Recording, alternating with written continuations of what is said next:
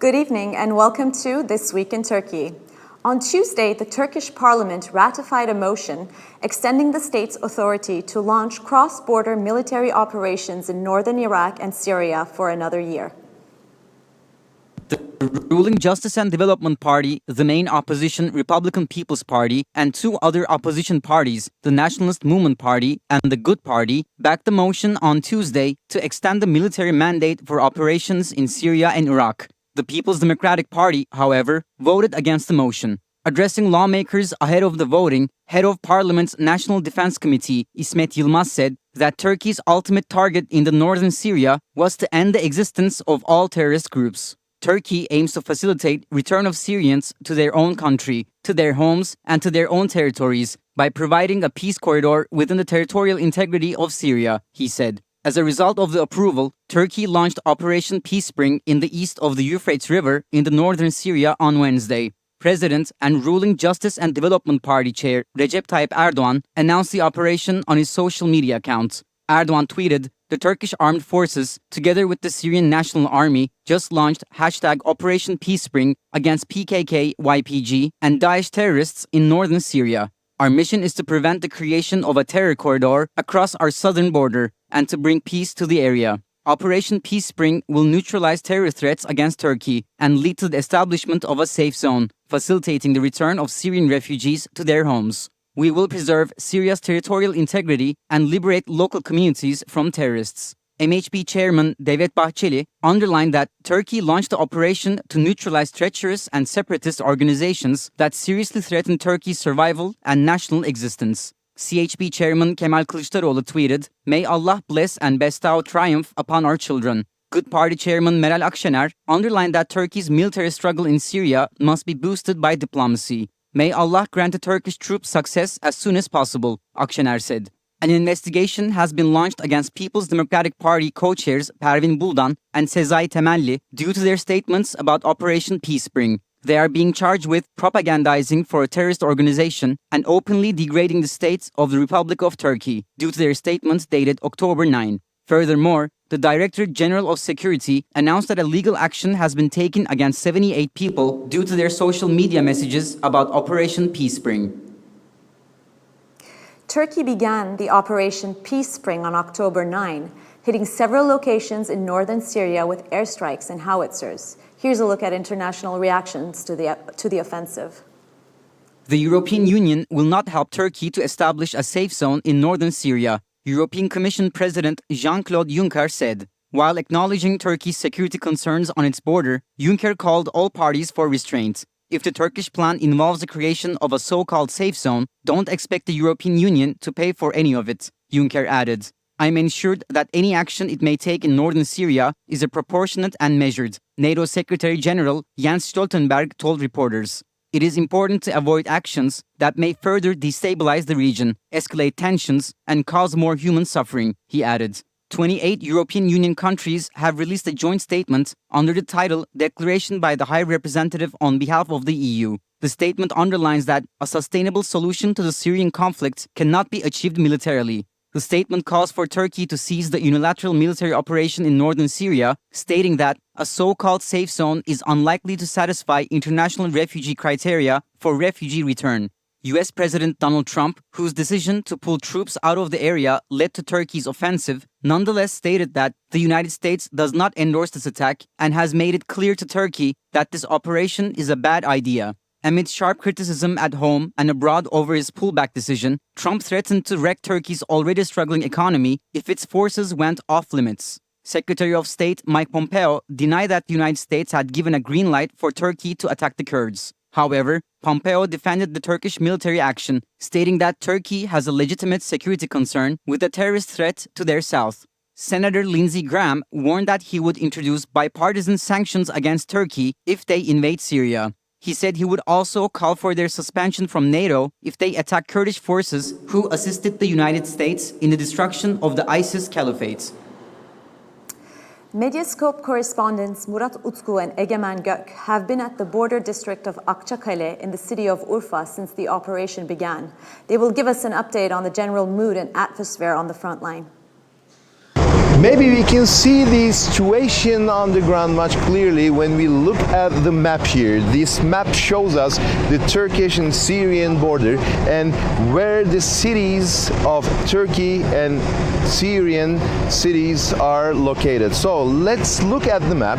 We are here right on Akçakale. Akçakale is the place where we are now. So we can just observe the artillery shelling from Turkey to Syrian side has been continued for almost more than 2 days. I can say that, especially in the morning and in the afternoon, we can hear much more artillery shelling here, also the howitzers as well. So we can say that Akçakale is the epicenter of the Syrian operation of Turkey. And when we look at the east part of the map, we can see here Ceylanpınar, which is almost 40 kilometers from Akçakale on the borderline, and we can see Ras Al Ain, also another city. The situation on the ground is really very tense. Akçakale administration was made a decision to shut down the schools temporarily. As we look at the ground, that was not a bad idea because yesterday, as I've said, the city was hit by 2 howitzers and 4 people were died because of this howitzer attack. National and international press institutions are mostly based now in Akçakale. We can say the TVs especially are located right on the ground where the administration was just determined for the journalists to work. So we are now on the same ground with all the other journalists, and we are also observing what's going on during the Syrian operation of Turkey. Journalist and Middle East expert Cengiz Çandar is with us tonight. Good evening, Mr. Çandar. Thank you for joining us on This Week in Turkey. Hi, thank you. So, Mr. Çandar, I would like to ask you to do a general evaluation of the operation in northern Syria conducted by Turkey with the current information that we have.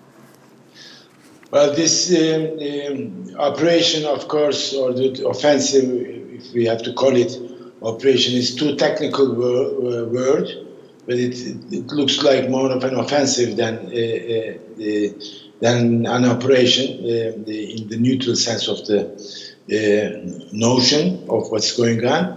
Is not unexpected because the president of Turkey, Mr. Erdogan, has been referring to the possibility and the necessity actually of such kind of an operation offensive into northeastern Syria since a long period of time, and eventually it happened on the day symbolically the PKK leader Öcalan had left Syria, October 9th. So it's nearly 48 hours that this operation or offensive had started, but it could only happen thanks to the betrayal of the United States President Trump to the Kurds, who fought along with the coalition forces against ISIS for so many years. Because irrespective of what Mr. Erdogan, the president of Turkey, was aiming for and repeating that there will be an operation to the east of Euphrates. It's since nearly a year that he has been repeating and underlining, emphasizing the necessity of operation. Why this operation happened on October 9th, day before yesterday? So the simple answer is because the Americans did not stand on the way of Turkish incursion, and because the President of the United States, Donald Trump, chose to betray the Kurds. So now the operation is underway, but with a lot of turmoil that it created in the international political arena, particularly in the Western world and in the region, in the Arab world as well. So I wonder how the operation will proceed, whether it will reach its aims as defined by the leaders of Turkey, because you can give the start of an operation as it has been the case 2 days ago, but it is not in your capacity to terminate it. It cannot be a national decision, as it would be as facile to give the start of the operation to end it. It depends on many factors, internal and external. So I wonder when and how this operation will end. But as far as I can see from where I am, and I'm following it minute by minute, it's not a very promising military incursion what I'm witnessing, and I'm afraid there will be a huge humanitarian toll and economic toll that will be brought by this undertaking.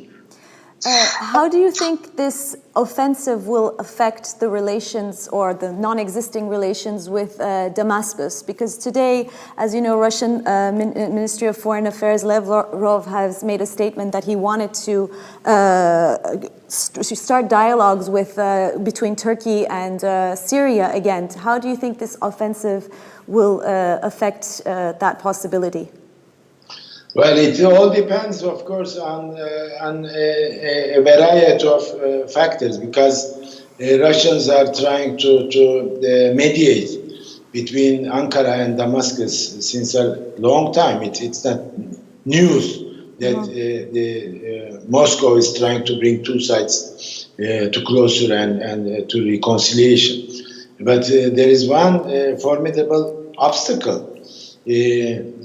One is that rather more than one formidable obstacle. There are some obstacles that Turkey's proxies, which the allies itself in this operation, also in Idlib, also by preserving its presence in the Euphrates Shield area between Jarablus and Al-Bab, and also in Afrin, is the Syrian opposition vehemently against Assad regime in Damascus. So if Turkey will come to the conclusion of reconciling with the Damascus regime, it has to dump, or in the street jargon, to sell out its Syrian allies, the Syrian opposition to the regime, and then stretches its hand to be shaken by Assad and leave the Syrian territory. How will we see it? It's not in the foreseeable future. So it is to be said easier than done that two regimes, Ankara and Damascus, to get together. There is, of course, the joint interest, the mutual interest, both shares, to get rid of this Kurdish self-rule in the northeastern part of Syria. That's where Turkey and the Syrian regime, Ankara and Damascus, old friends, Mr. Erdogan and Mr. Bashar Assad, look eye to eye. But other than that, there are formidable obstacles, which leads me to say that it's not an option in the foreseeable future, at least. Okay. As long as this operation, in a very short period of time, reaches its goal to depopulate the region described as safe zone, which is 480 kilometers wide and 32 kilometers deep, and it doesn't seem that it is plausible in a week or two. And as far as we heard from the Minister of Foreign Affairs of Turkey, Mr. Mevlut Çavuşoğlu, that the first phase of the operation is aiming to secure an area between Tel Abyad and Serekania, or Rasulayn in Arabic, with a 19 miles depth. That means Whether this is attainable or not does remain to be seen. But even if we assume that the Turkish operation achieves this limited aim in a short period of time, I wonder if this will be enough to create the ground for a reconciliation between the two governments, Ankara and Damascus. And if it takes even longer, it will be even more difficult for the Russian mediation to succeed in this respect. You mentioned, Mr. Çandar, that this offensive could not have taken place without the green light of President Trump. But I would also like to ask you about the internal politics of Turkey. Many have said that this was a maneuver to overcome the internal political crisis that President Erdogan is facing. Do you have any comment on that? Well, it's obvious that it has a big part in this. The timing has something to do that it has taken place in the post-23 June of Turkish the political stage. Because as I've said earlier, that Mr. Erdogan was preaching the need of this operation since a very long time. And even if you remember, he had a phone call with President Trump on 14th of December 2018. On that phone call, during that conversation, Trump had told him that, well, okay, it's yours, meaning that northeastern Syria is yours, and United States of America will be withdrawing its military personnel.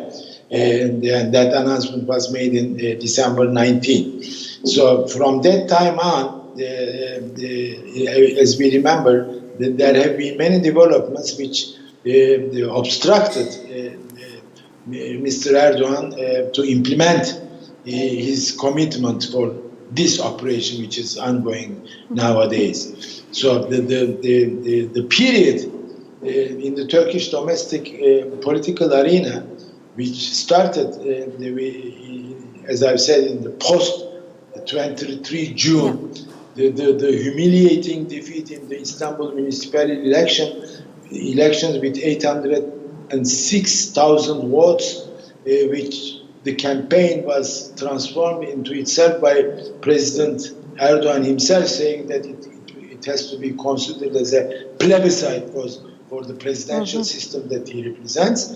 The result was disastrous for him. And so he was very weakened. And that the period started to bear new parties, one to be led by Mr. Davutoglu, the other to be led by Mr. Babacan, which meant splits, a hemorrhage in the ruling party, which looked unavoidable. And now we have this operation.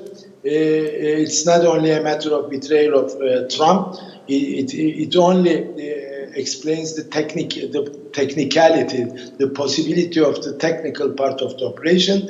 But in terms of timing and the political the background of it, it has very much related to the Turkish domestic political scene. And in this sense, I have to admit and underline that Mr. Erdogan, thanks to the weakness and ill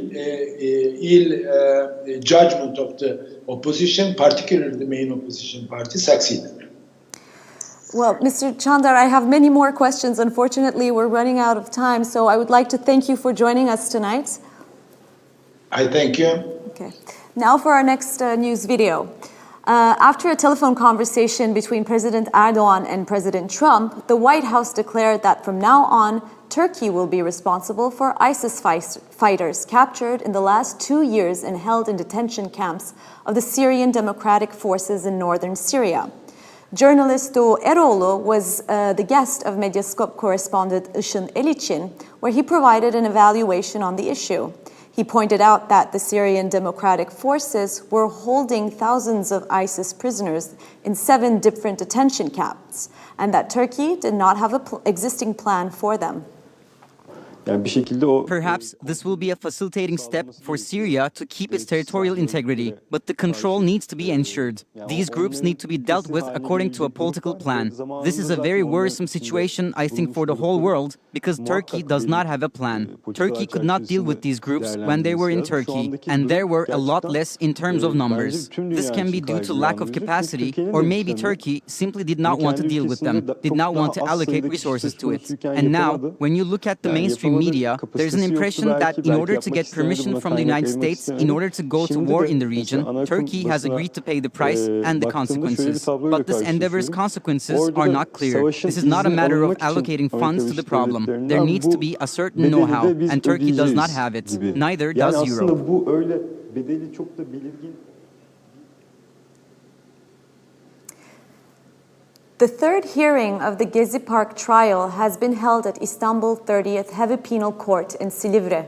The court ruled for the arrest of businessperson, philanthropist, and human rights activist Osman Kavala to continue due to charges against him raising suspicion of escape.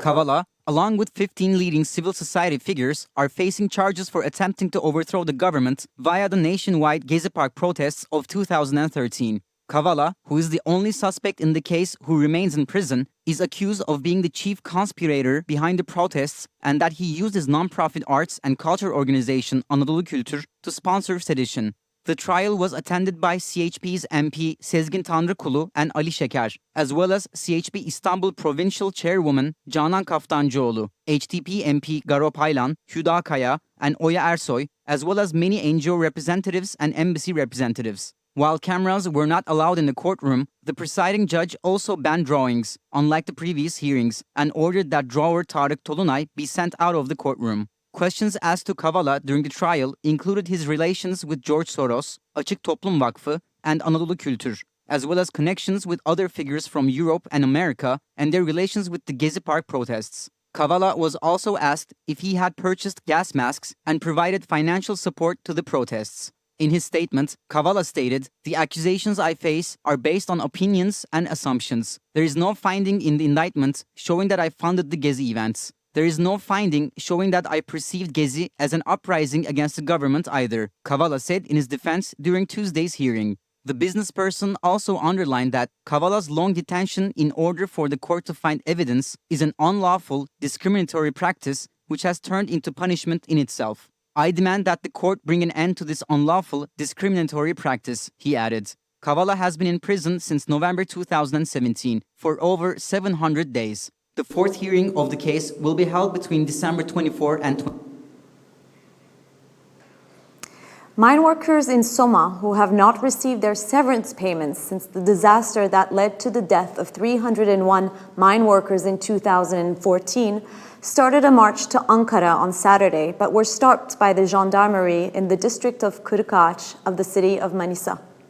After Soma Holding was transferred to Turkey's Saving Deposit Insurance Fund, mine workers could not find an addressee to demand their severance payments. In the summer, the workers tried to get an answer from Turkish coal enterprises, but their attempts failed. After 60 miners gathered in front of the district governor's office, they started their march for Soma under the leadership of the Independent Mine Workers Union.